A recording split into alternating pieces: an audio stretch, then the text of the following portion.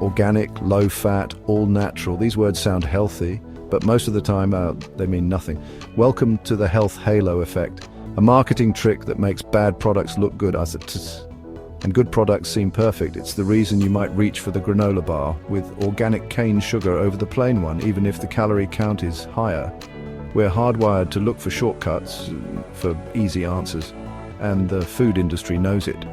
They exploit our desire for health with deceptive marketing designed to make us feel good about our choices, even when those choices are bad for us.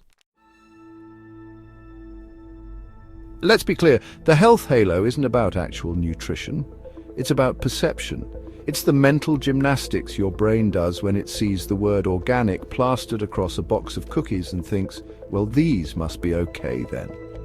The health halo is a psychological effect where one healthy claim, like organic or gluten-free, makes you believe the entire product is good for you. It's not about science, it's about perception. One buzzword, one color, one label, and your brain fills in the rest. It's like seeing a celebrity endorse a product and assuming it must be good because, hey, if it's good enough for them, it's good enough for me, right? Wrong. Celebrities endorse products for money, and food companies use the health halo to sell you, well, often just more expensive versions of the same unhealthy crap. Now, let's expose these marketing ninjas for what they are, shall we? Here are some of the most abused health halo terms you'll see on shelves every day. First up, the classic organic. Sounds cleaner, safer, better, but it can still be packed with sugar, sodium, or additives. Organic junk food is still junk food.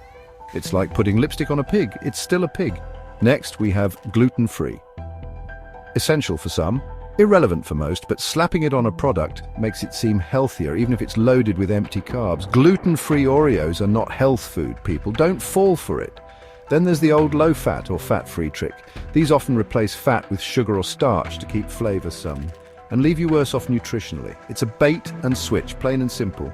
And who can resist the allure of natural flavours?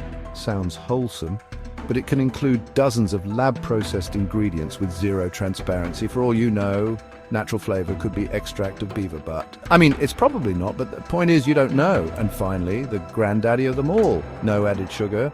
Still can contain fruit concentrates, artificial sweeteners, and massive calorie loads. It's the food industry's way of saying we didn't add sugar this time. But hold on, folks, because the deception doesn't stop at words. Oh no, it goes much deeper than that. The halo isn't just in the words. It's in the colors, fonts, and packaging. Green? That means healthy, obviously. Brown paper? Must be natural, right? And simple labels? Well, that just screams trustworthy.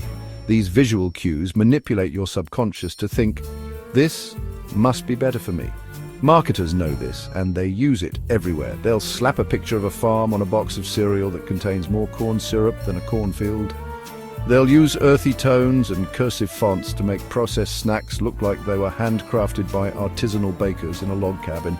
It's all smoke and mirrors, my friends, designed to distract you from the truth that lies within the nutrition label. Chapter 4. Case Studies and Real Product Examples. Let's look at some real-world examples, shall we? Exhibit A, vitamin water. Marketed as healthy hydration with a name like vitamin water, how could it not be good for you? But each bottle has more sugar than a can of Coke. You're basically drinking liquid candy with a vitamin chaser. Next up, we have veggie straws. Look like vegetables, but are mostly starch and oil with barely any real vegetable content. You'd get more nutritional value from sucking on a potato peel. And finally, let's not forget about protein bars, the supposed fuel of athletes and gym rats everywhere, often disguised candy bars with more than 20 ingredients and hidden sugars. You're better off eating a handful of nuts and an apple. Chapter 5. Why the health halo works. Now, you might be thinking, come on, John, I'm not that gullible. But here's the thing. The health halo works because it taps into a very real psychological phenomenon called, you guessed it, the halo effect. This is where one good attribute makes us assume everything else is good, you see, natural.